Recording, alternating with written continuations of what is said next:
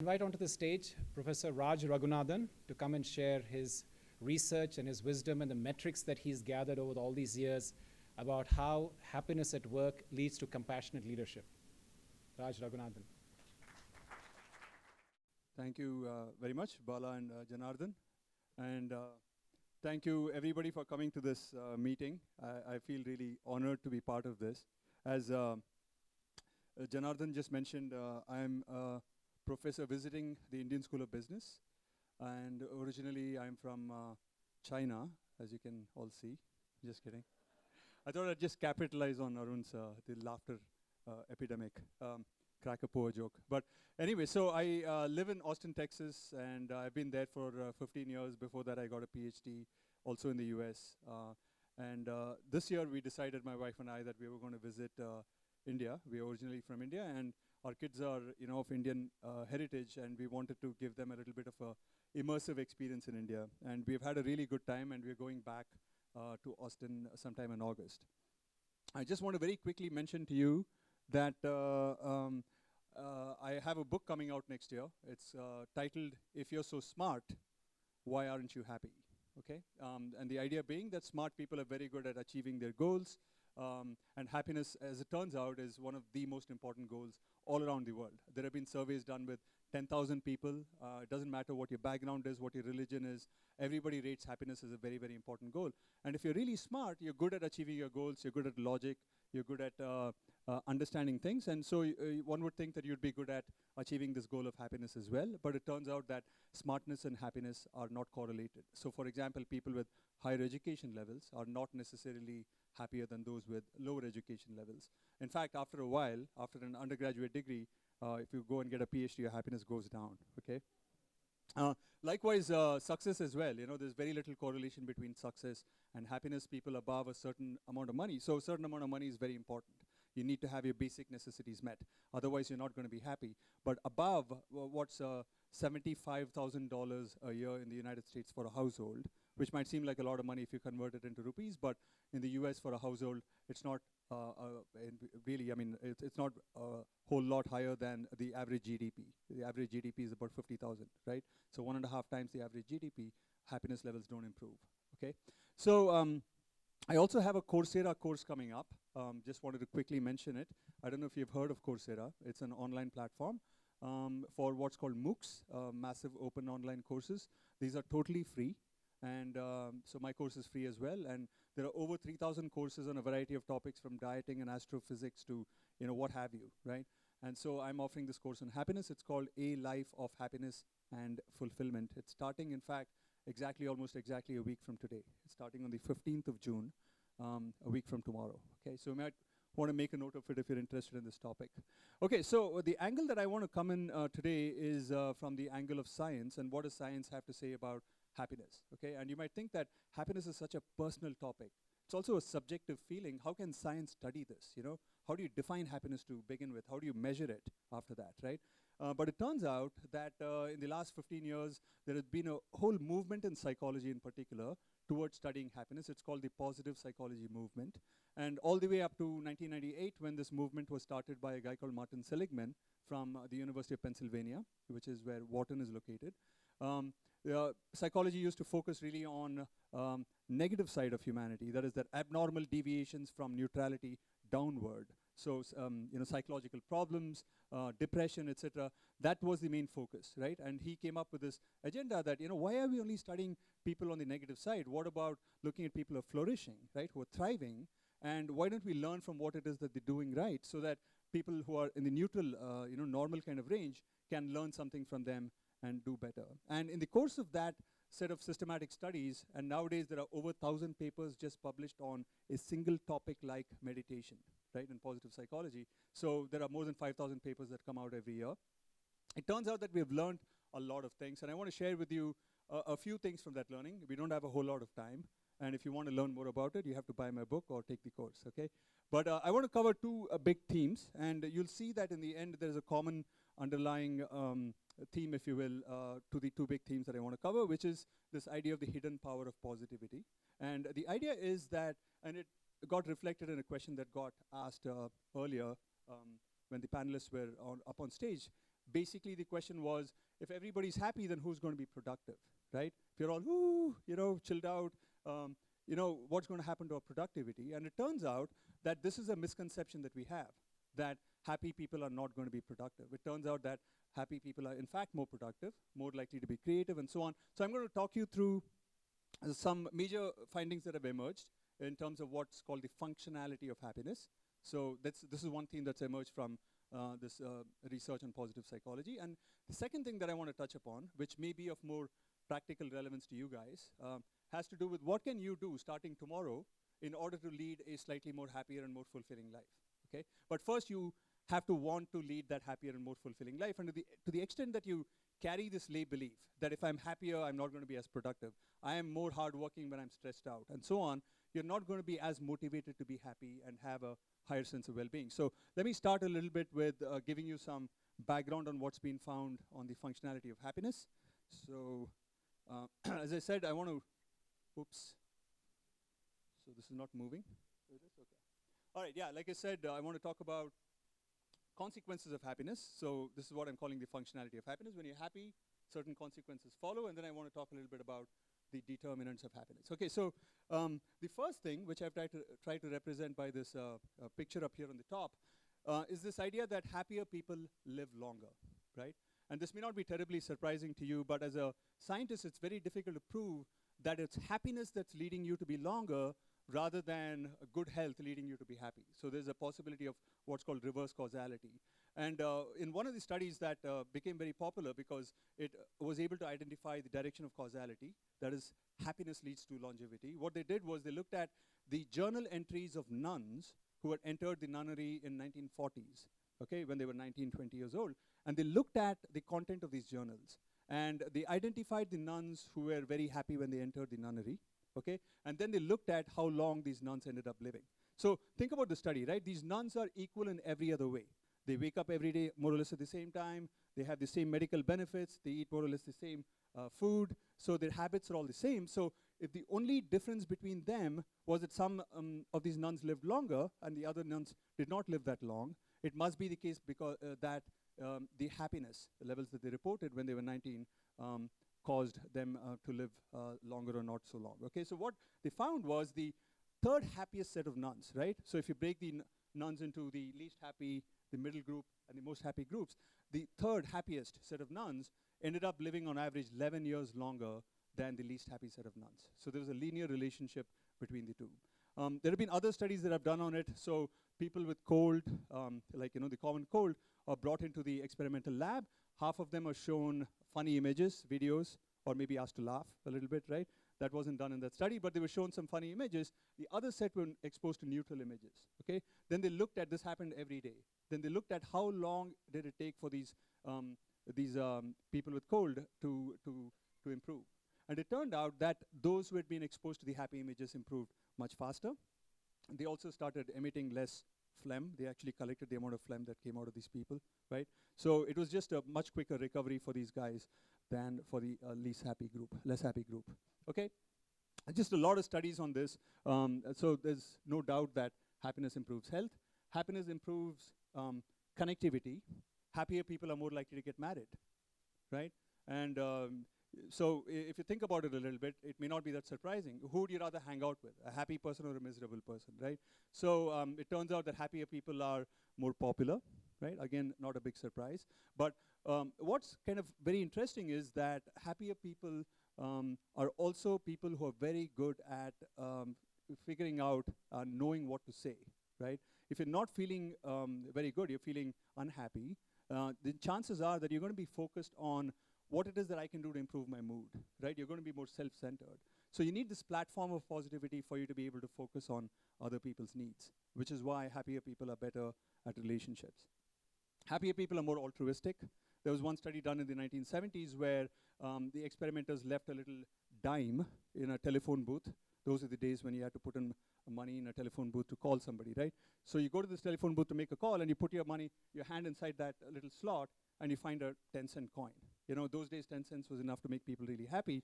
And what the experimenters did then was, after this person had finished making the call, they would intercept them around the corner and ask them, sir or madam, would you be willing to participate in a study, right? And some of the participants were in the neutral mood condition where they did not find any money.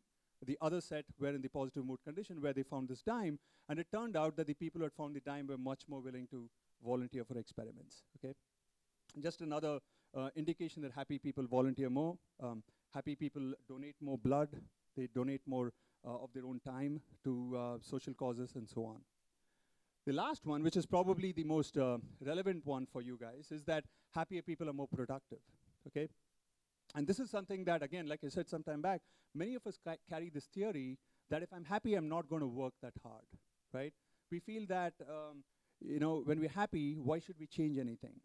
And part of the reason why we have this intuition, I feel, is because of our upbringing. If you look at, in particular in India, right, I mean, where I was born, and a lot of pressure was put on me to either get into engineering or into a medical school, right? I absolutely hated biology, so I went down the engineering route. But I also know that a lot of you guys must have gone through that as well, right? Where there's just a lot of pressure on you to perform, and that pressure that people put on us, our parents, our teachers, is usually through the use of guilt or shame or fear, insecurity, etc. So we are used to using these negative emotions in order to motivate ourselves. So we end up with the theory in the long run that, I work hard when I feel guilty. I work hard when I feel shameful. I work hard when I feel insecure, right? But there is another way in which we used to work quite hard too as children particularly, but we've forgotten over time, which is that we work hard when we love to do something, right? My daughter was the other day, she was cleaning up a mess, right? She was putting everything into the garbage, and I was asking her, why are you doing this? Her name is Neha. And she said, so that I can clean the whole place, Daddy. So I said, okay. And after some time, I saw her kind of throwing all the dust from the dustbin onto the floor. So I said, why are you doing that, Neha? She said, so that I can clean the place up, Daddy, right? And so for her, there was no difference between, cleaning the place up and actually dirtying the place up so that she can clean the place up again. So this wasn't work. This wasn't something that was unpleasant for her. It was actually something that induced joy in her, right? But we have forgotten that we can work out of love for something. And we are so used to working out of fear or negative emotions that we have forgotten this idea that you can work hard because of positivity. Okay, and this is particularly the case in some of the new studies that we are conducting. It's particularly the case when we think about what motivates other people, right? So we put people in two groups. One of the groups, we tell people that imagine that you have to achieve a target of selling 10,000 widgets in 1 month, and you failed. You've only sold 8,000 widgets. What kind of feedback do you want from your boss, right? We give them the option of receiving positive feedback or neutral feedback or negative feedback. The positive feedback might be, you've only sold 8,000, that's 2,000 below the target, but I know that you're capable of doing better, and I hope that you do better next time. The neutral might be that, things happen, life goes up and down, but this is not good, I hope that you improve, right? And the negative would be that, you really screwed up, and you better pull your socks up, otherwise you're going to get fired, right? And we ask people, which kind of message would you rather receive from your boss? And most people say positive message, right? 60% or so say positive message. And then we ask people, imagine that you're the boss, right? And your subordinate has failed. And we give them the same exact scenario as the description. And we ask these people, what kind of message would you send to your subordinate? And it turns out most people as a manager want to send a negative message.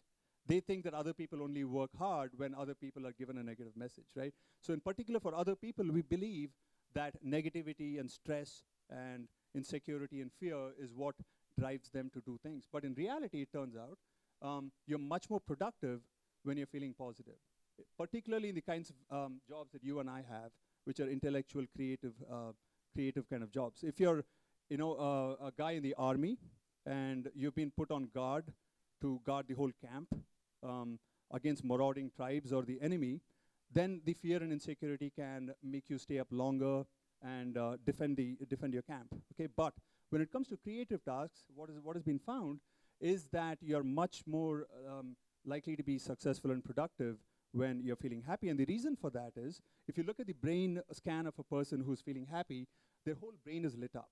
they have access to all parts of their brain. Whereas when a person is feeling insecure or fearful or guilty, only the middle portion, what's called the limbic system, is active. They only have access to that part of the brain, okay? So in creative tasks, you literally don't have the full capacity of the brain when you're not feeling good, okay? And this again has been shown time and time again, and you yourself might have noticed this, right? You're much more likely to come up with creative ideas when you've had a good night's sleep. Maybe just when you wake up and you're in the shower is when you get the ideas, not when you're feeling really stressed out, okay? There's actually a great set of books on a variety of these topics, and on the topic of happiness and productivity, I would recommend this book called, two books. One is called Positivity by Barbara Fredrickson, and she breaks down why this happens. So there's two things that happen when you're feeling positive. One is the broadening effect, which is what I talked about, that you're able to think a little more expansively because you have access to different parts of your brain. And the second is the build effect. Building happens because you're more exploratory when you're feeling positive. Let's say that you're in a new city and you're feeling happy. You might say, you know, that street, it looks a little quaint and I've never explored it. Let me go explore it, right?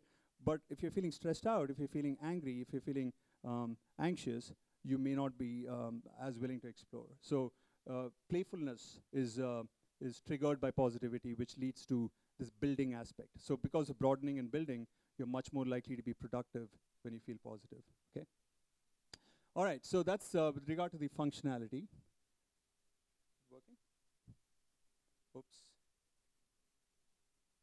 All right, so I talked about the creative aspect of productivity of happiness. I want to talk about health as well. It turns out that on average, people who are feeling unhappy, right? So this is the third most set of unhappiest people in a firm, on average take 6 days more breaks or sick leave than those who are the most happy, right? And 6 days may not seem like a lot, but if you add it across all the people, it turns out to be billions of dollars of loss. Happier people are better leaders. It turns out that people gravitate to happier people much more than they do to bosses who are not happy. Not, again, a very surprising finding, but that's been shown in research as well. And this is probably the most surprising finding, which is that happier people are better negotiators, right? It turns out that if you go into a negotiating kind of a setup where you have to get a good deal from, let's say, a supplier or a seller, would you rather be in a bad mood or would you rather be in a good mood? When you ask people, they say that, yeah, I'd rather be in a bad mood. I want to be in an angry mood, you know. I want to feel like I'm being treated unfairly so that I can extract maximum value in the negotiation. It turns out that happier people, when they go into a negotiation table, they end up getting a better deal. And there's a variety of reasons why this happens, including that the negotiator, the partner with whom you're negotiating, likes you better when you're feeling happy and therefore wants to give you a better deal, right? Whereas when you go angry into the meeting, then they are also on guard and they don't want to give you a good deal, okay? All right, so that's with regard to the functionality of happiness. Now, let me talk a little bit about what leads to happiness. And there's a variety of things that I can cover here. And like I said, I'm teaching a whole course on this topic, mostly about this aspect of what can you do to lead a happier and more fulfilling life. And some of those things that you can do have to do with a very deep-seated set of changes, you know, that have to do with questioning your values, questioning your worldviews and attitudes and so on, okay? And I think that ultimately that's what is going to really be required for you to be able to sustain a state of higher levels of happiness, okay? But here I'm going to talk about some relatively quick things that you can do starting tomorrow. And so I've basically broken it down into, you know, eat, move, sleep on the top layer, okay? And I'm going to be talking a little bit about the company culture, and then I'm going to be talking a little bit about the office layout, okay? So there's a really neat book, literally of the title Eat, Move, Sleep, by a guy called Tom Rath, T-O-M-R-A-T-H. I really very highly recommend that book. It's 30 chapters long. Each of those chapters is only 3 or 4 pages long, very, very short chapters. Lots of practical tips on how you can improve on each of these things, okay? And Sister Shivani was talking a little bit about diet being very important. Now, this guy who's written the book is an American, and he doesn't necessarily promote only vegetarian diet, although he does say that vegetables are very, very important, fruits are very important. All of us know that. So even if you're a non-vegetarian, you can read the book and get a lot of practical tips out of it, okay? All three things are very important. Let me just give you some couple of top-line findings just to give you a sense of the kinds of insights that you might get from that book, okay? So the one thing is that, you know, start your meal with the healthiest items, right? So what we typically tend to do is we start our meals with the tastiest items. We'll eat the French fries or chips, or start with something that's like a sweet that's not particularly healthy, or white rice. As a South Indian, we consume a lot of white rice, which is not very good for you. So instead, start with a fruit or a salad. So it turns out that we eat 50% more of whatever it is that we start out with. Okay. Another practical tip that he gives is that eating in a group setup is much better than eating all by yourself. And the reason for that is because when you eat in a group setup, you end up having a conversation, and that slows down the pace at which you eat. And it turns out that that's a very, very important determinant of how the effect that the food has on your health.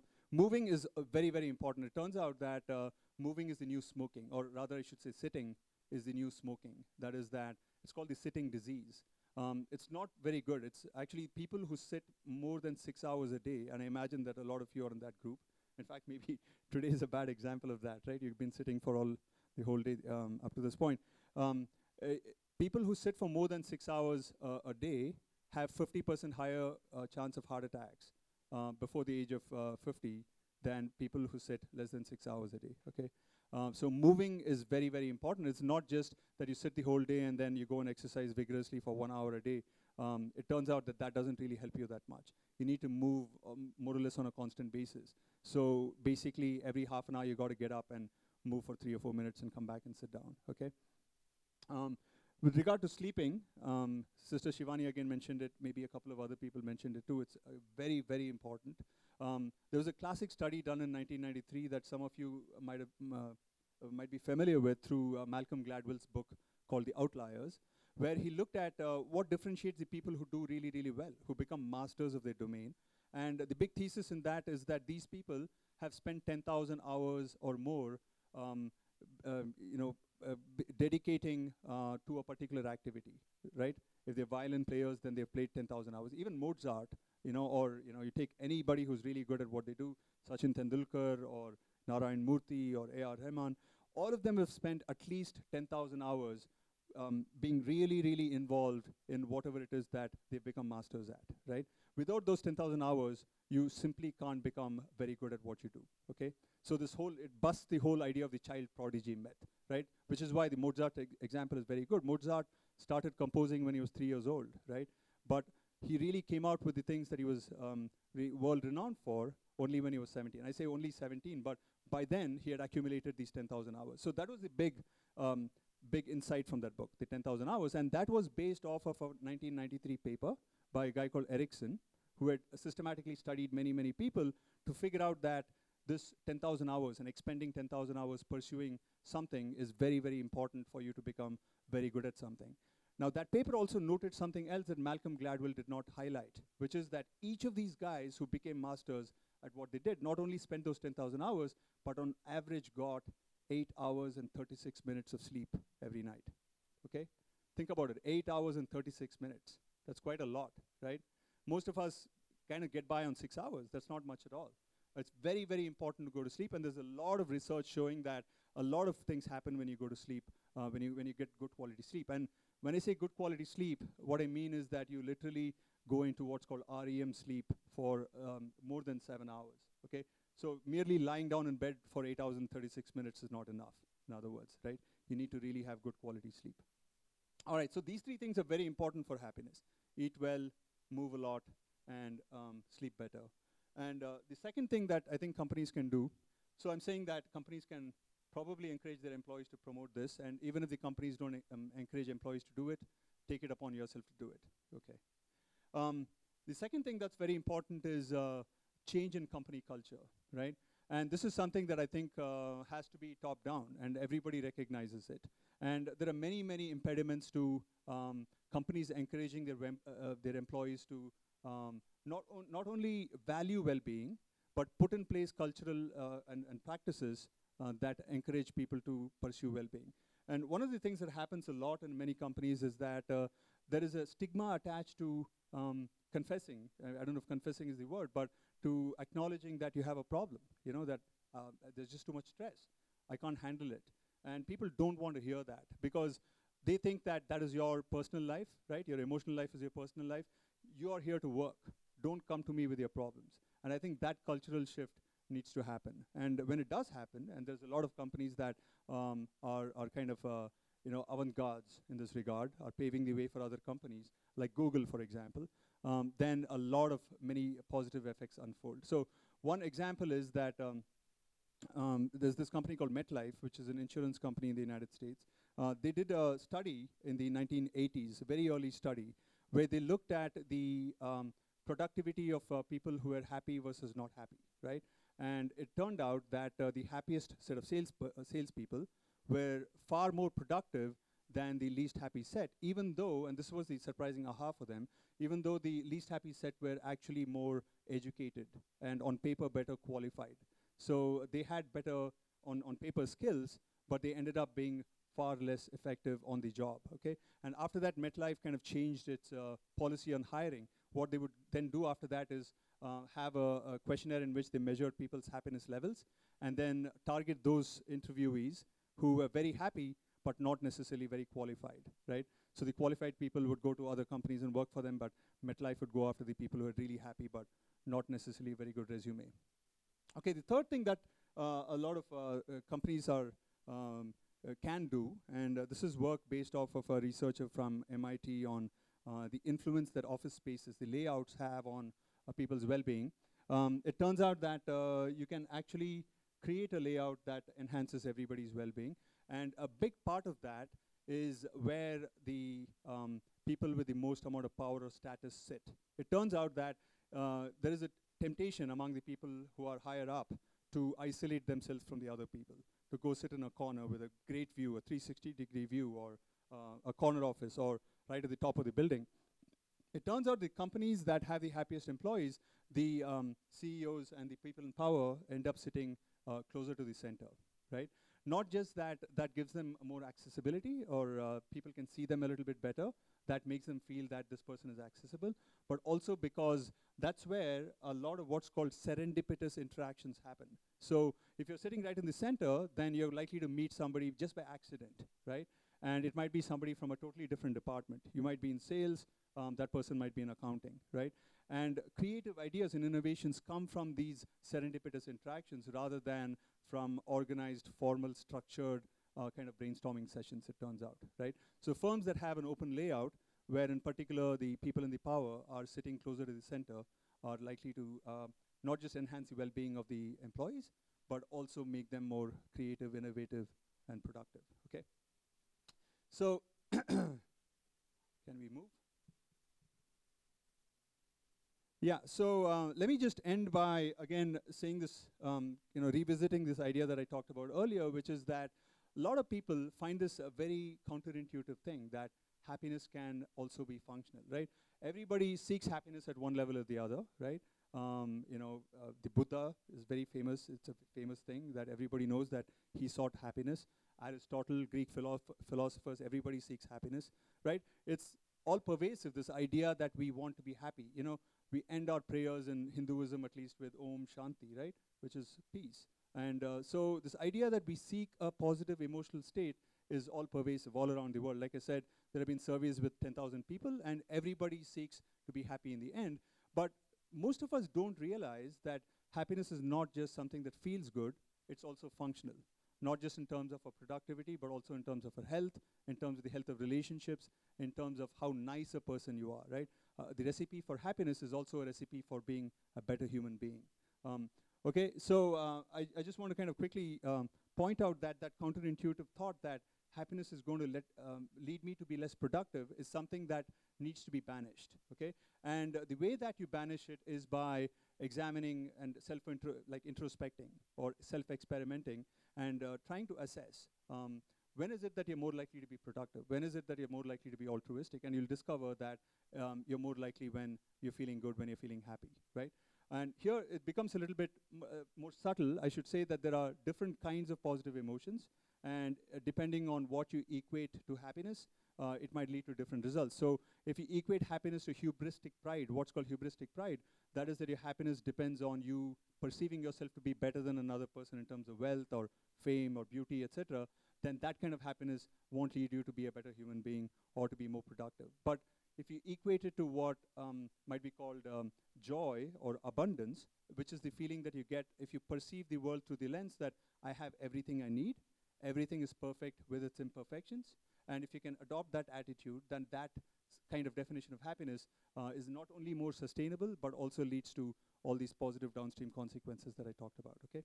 So that's one thought. And the second thought I want to leave you guys with is that if you can think about investing in a firm in the traditional sense of investing money so that people become better skilled, or people get more educated, or people get more training, I think that it would be very, very important to also consider investing in people's well-being, the employees' well-being. This is for those of you who might be leaders out here, that you might want to kind of explicitly examine this question. Supposing I were to spend 100 rupees on enhancing everybody's well-being as opposed to on R&D, let's say, okay? What's the effect that it might have on productivity? And if you formally, sincerely examine this question and seriously examine this question, I think you might then actually do that experiment and see what happens if you were to invest this 100 rupees on enhancing people's well-being. And I think that you'll be amazed to find that it actually has a way more powerful effect than you might have expected. So let me just end with a recommendation for a book that talks about this very topic. It's called The Happiness Advantage, The Happiness Advantage by Shawn Achor, S-H-A-W-N-A-C-H-O-R. Okay, and while I'm recommending that book, let me also recommend another one called Delivering Happiness by Tony Hsieh, T-O-N-Y-H-S-I-E-H, H-S-I-E-H. That's pronounced Hsieh, Tony Hsieh, Delivering Happiness. All right, I think I'm out of time, right? I have a couple of minutes. Okay, that's it. I have nothing more to say. If you guys have any questions, I'd be happy to take it, or we can postpone it to the panel.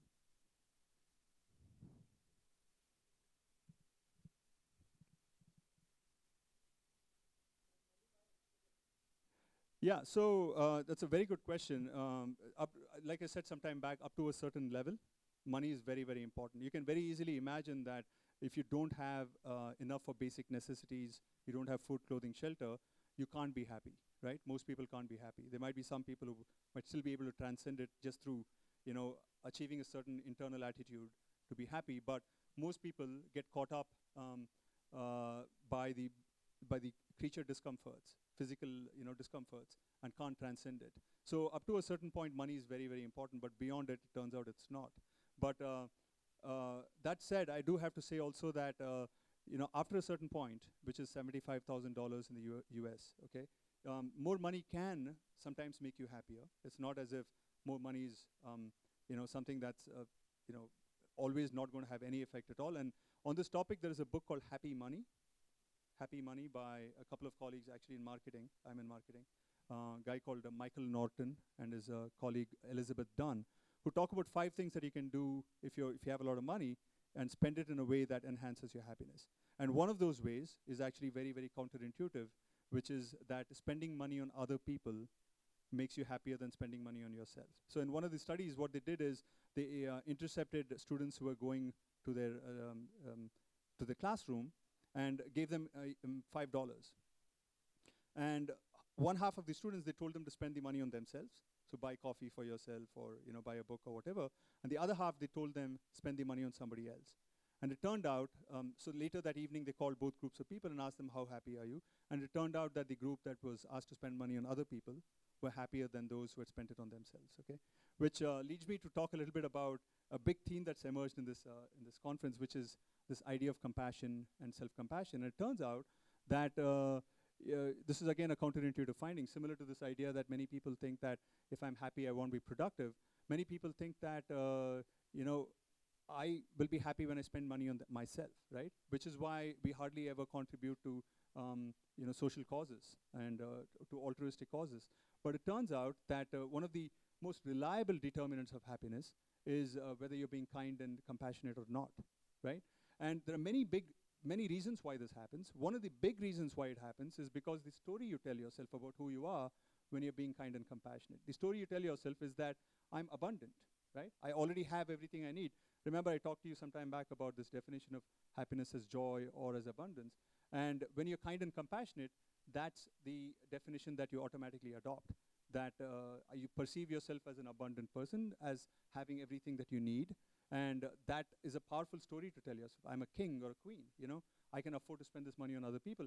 Whereas if you don't, if you aren't kind and compassionate, then the story you implicitly tell yourself is that I'm still needy, right? I'm still broken. My cup is not full, and I need other people to pour things into it.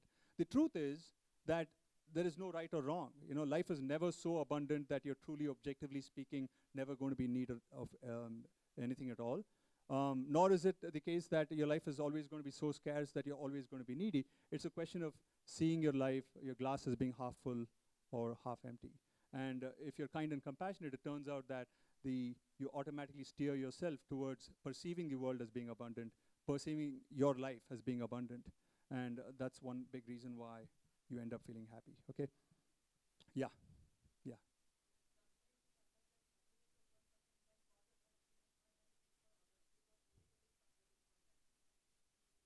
So this is a very interesting question that you asked, okay? Now you have to examine it deeply and ask yourself, is it the happiness of the other person that's causing other people's unhappiness? Or is it that that person's wealth or power or fame or the things that lead or what we think will lead to happiness that's causing your unhappiness, okay? Now I would argue that most of the time it's the latter, okay? It's not that the other person's happiness is causing you to be unhappy, it's just that that person has got something that you think will lead them to feel happy, okay? So I had this talk for my Coursera course. I interviewed many, many people, over 25 people. One of the people that I interviewed is a very famous guy called Mihai Csikszentmihalyi, who came out of the book in the 1990s called Flow, F-L-O-W, Flow.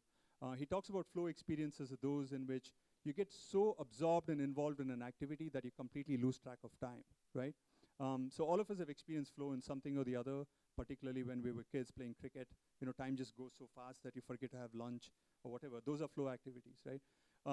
It turns out that flow is very, very important for you to feel happy, okay? It's one of the pillars of happiness. The second pillar being whether you have good relationships, and the third pillar being a spiritual attitude, okay? But that's another topic. But flow and enjoyment of activities, okay? If you think about it, anybody who's achieved anything great has experienced these 10,000 hours or more of flow, okay?